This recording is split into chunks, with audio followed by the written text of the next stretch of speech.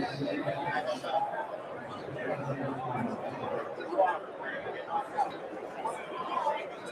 right, well, we're live here from AFCA. I'm sitting down with the head football coach at West Virginia State, John Pennington. John's been on the podcast before, but it's great to have you back here and sit down in person and talk. Yeah, it's great to see you, first of all. I love the podcast.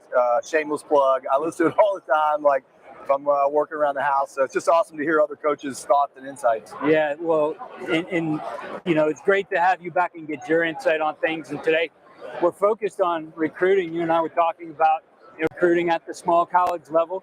And obviously, in the last couple of years here, the dynamics of recruiting have changed with the portal, which just went crazy this year, and all the other things we have to deal with. What doesn't change is, as a small college coach, your staff, your budget, et cetera. So we got to find ways to be efficient with that. But we'd like to get your thoughts just on the changes here and how you keep up with it at West Virginia State. Yeah, the transfer portal is a big one, and there were always guys transferring. That's existed for a long time, but it's really, for us, it just kind of makes it easier. But it wasn't. It took a lot of time and effort to kind of sort through all the names, because you don't get a lot of information from the portal. So we got the Catapult database, and that has just cut so much time out of our day, because we can filter through, and because you don't want to waste your time looking at a Michigan 5-star guy. It's not going to ever come to West Virginia State. Right. But you could go through there and see maybe he was a walk-on, or maybe it's a high school that you recruit, a state, so what we try to do is go through and find maybe somewhere where we have a connection. And that way we're not spinning our wheels, we're not wasting the kids' time. So it's just a great time saver, and it's allowed us to be much more efficient with, with things. Well, and at the D2 level, you want to get some of those transfers. Just like we would at D3, the guys who bounce back. But with the portal becoming so big in this, you look at it, it actually increased our workload, because we still have all of our high school guys to sort through, and now we've got all these potential transfers we could bring in. So you need some tools. Just because the portal came along, I don't think your school gave you any more money for recruiting or any more coaches to go out and recruit. That's true. And, there's always a good side to something. I'm always trying to find the silver lining. And there's a couple of good things where, a player, a high school player, if he's not doing the right things in the weight room, I've had high school coaches tell me this, they got to check all the boxes, because if not, we can find guys in the portal, or we can find, so there's some, and even our own players, we have to do a good job as coaches creating a good culture and, creating a great place where our players can thrive and do, if you're a coach that's not doing some of those, cultural things that are extremely important, I think that a lot of guys leave programs like that. So for guys like me that are big on culture and retention, I think it can be an advantage for us, because we can retain some guys that might jump in the portal because, for whatever reason. Well, recruiting never ends now. With the guys you bring in, you still have to think about what's going to keep them there. Always. That's nothing new. It's just, the portal certainly has made it easier. Guys, even to make excuses and say, I didn't like this, so I'm gone. Right. So you constantly have to be working on the culture. And I know that's a big thing for you. Just looking, I guess, at some of the dynamics that have changed, have you focused on anything a little bit differently than you have in the past? Absolutely. I mean, I've been nonstop transfer portal, calling those guys, talking to those guys. I used to have a bigger area high school wise, and now, and even as the head coach, but now I just do the local area and spend 90% of my recruiting effort now on college. And then in D2, signing day is February 1st. So our stuff is, I think the high school guys are getting antsy, because college coaches like myself are still trying to finish up the portal season, and that finishes up now, so school starts for us Thursday, or they report Thursday.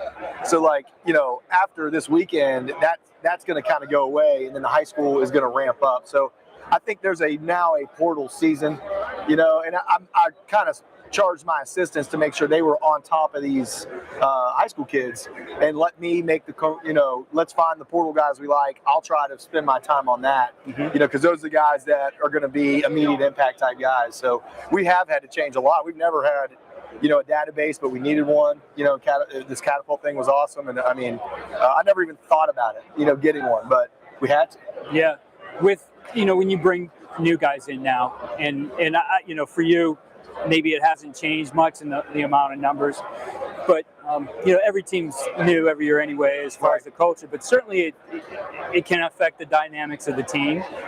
You might have that guy who ended the season and thought, it's my turn, and maybe it's not anymore, and you still have to continue to develop, and you don't want to lose that guy either. He's important to your program.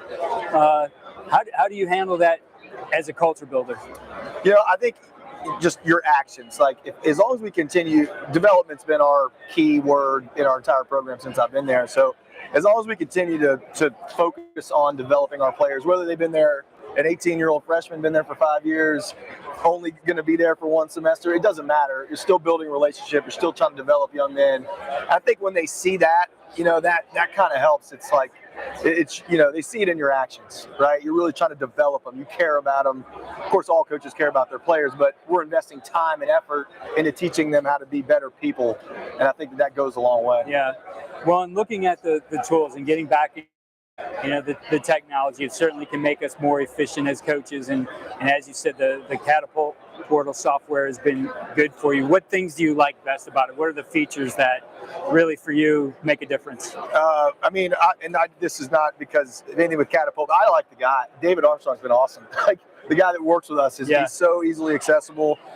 So that would number one. I'm from West Virginia. We're a small community. Like, I like people. So, when someone I feel comfortable with, I love that, because I can just text him, be like, hey, I'm having a problem. He'll call me immediately and get on a Zoom and fix it. But it's got so much information, like I said, just to save you time. Like, you probably don't want a walk-on you're not going to offer a big scholarship to a walk-on from a Division II school. So you can see in the portal, like, was he on scholarship at whatever school? How many snaps did he play? And maybe it was all special teams, didn't play any defense or any offense. So you can really dive into that young man and see if it's going to be a fit and if it's going to be, something that's worth your time. So, just the overall database is very easy to utilize and thin out, instead of recruiting however many are in there now, I don't know, 5,000, you can get it down, you can narrow it down to 20. Right. And now you've got 20 kids that you probably have a connection to some way, somehow. And boom, you follow them on Twitter and you're on a phone call probably that night. Yeah. Well, it's been years since we talked, but, we all continue to develop and grow as coaches. Looking back, I guess it's been about 5 years over the last 5 years. For you, what do you feel are the biggest ways you've developed as a coach? And really, what did you do to develop yourself that way? I think as long as you're intentional about just growing and developing, like that, okay, this loss, there's something I need to learn here.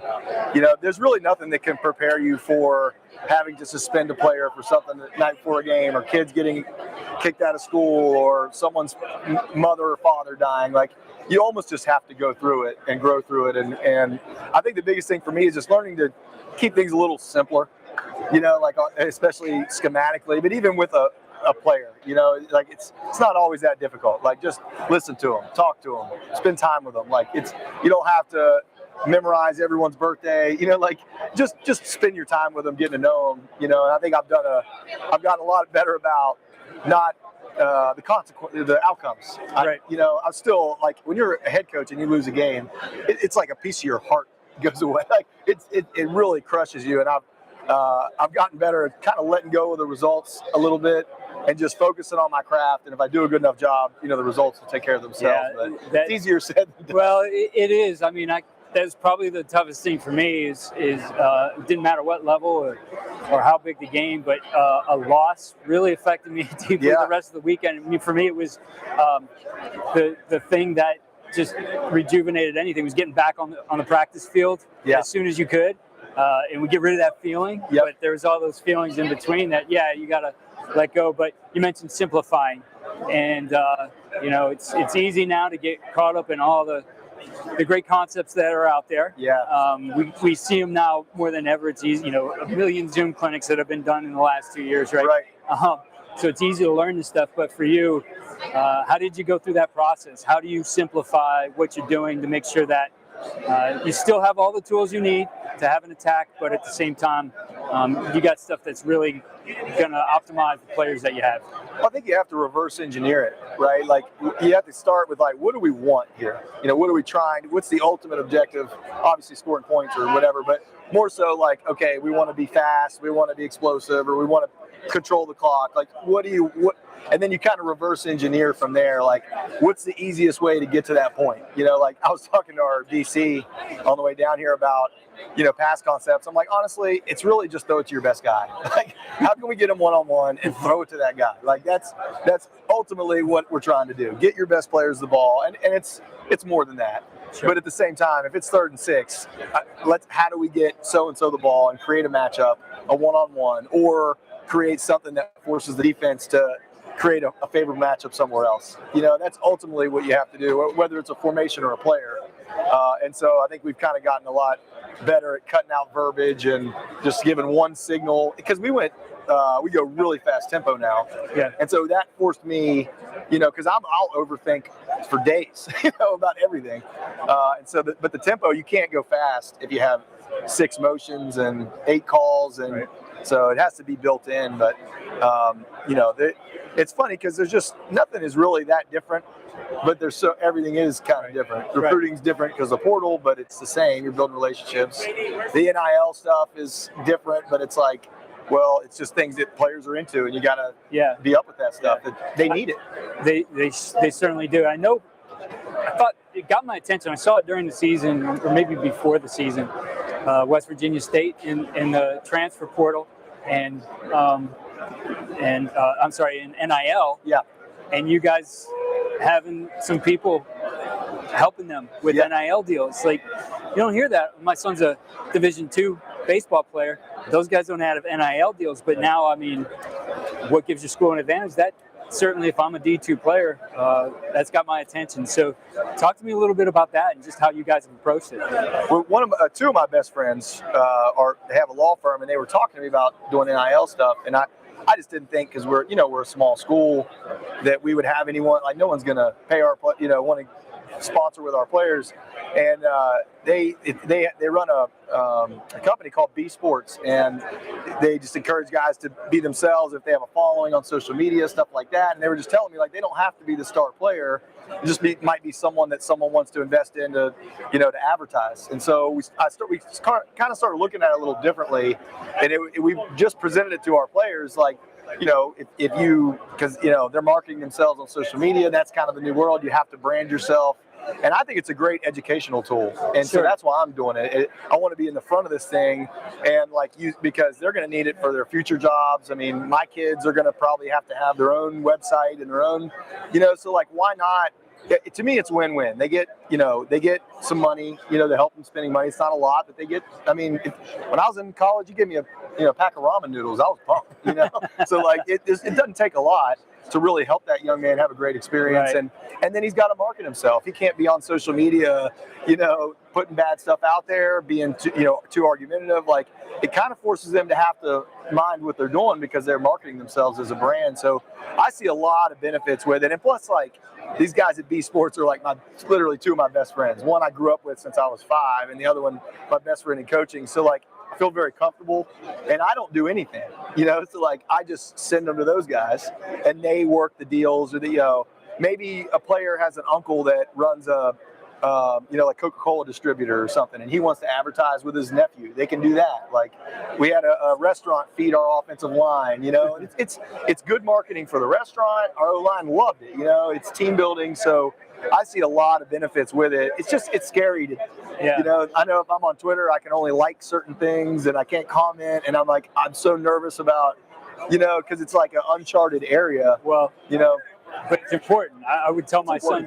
when he's going through the recruiting process all the time, he might do something where, you like something, like, hey, I don't like that one you like, take it down. Yeah. Right? Yeah. But the word you used before is being intentional, and it does force these guys to be intentional about what they're doing, to think about what they're doing, which I think is an important skill to have in today's world where, we're just full of distractions, right? No doubt. And when you represent more than yourself, it also, you can remind them of that. Like, you're representing me, my family, the other players here and their families. So, and I think our players, I get this a lot, they love being part of something bigger than themselves, which it's pretty mature for an 18 to 22-year-old to say something like that. But I think we all, all people want to be part of something. Right. And so I think that with with the social media part is huge, because you see a lot of mistakes in social media and recruiting. That's the first thing I do. Just check out a guy's Twitter and what's he saying on there. Yeah. Well, and I think you're the first coach I've ever heard talk about it as something educational. Right. And I've never thought about it that way on the kids who have to deal with this, because you have to support them for them to learn from this, but to approach it as something that's educational, that, get a little bit of money for those guys now who are the maybe smaller school athletes, but really learn more about the stuff that's going to help you make the money in the future. Ball ends for everybody, right? So how are you going to make money when ball ends?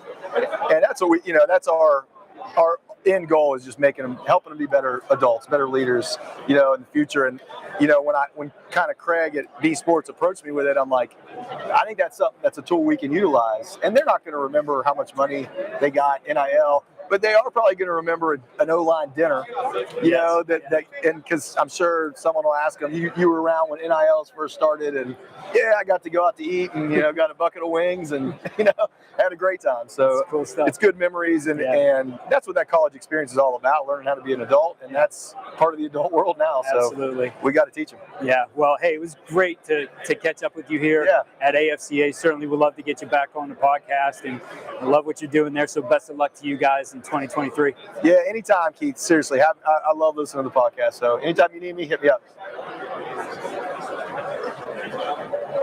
Cool. Awesome. That was really good. Yeah, that was great. Thank you.